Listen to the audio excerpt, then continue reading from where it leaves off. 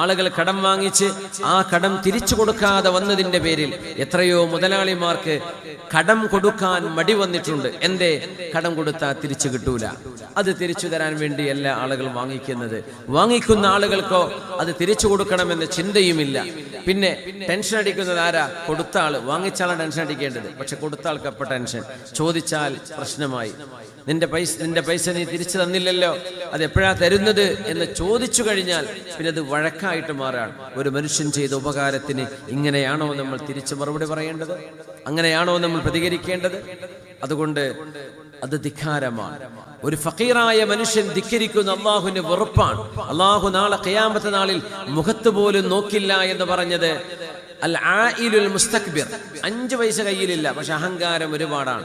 അത്തരം ആളുകൾ അതിങ്ങനെയാണ്. കടം വാങ്ങിച്ചിട്ട് ആ കടം തിരിച്ചു കൊടുക്കേണ്ട സമയമായിട്ട് ആ കടം തന്ന ആള് തിരിച്ചു ചോദിക്കുമ്പോ മാന്യമായി സൗമ്യമായി ഒരൽപ്പം കൂടെ സമയം ചോദിക്കുകയോ ക്ഷമാപണം പറയുകയോ ചെയ്യേണ്ടതിന് പകരം അവർക്ക് നേരെ മെക്കെട്ട് കയറുകയോ അവരെ ചീത്ത വിളിക്കുകയോ പരിഹസിക്കുകയോ അവരോട് പിണങ്ങുകയോ ചെയ്യുന്നത് നന്ദികേടാണ്.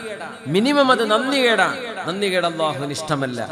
മല്ലം യശ്കുരിന്നാസ ഫലം യശ്കുരില്ലാഹ്.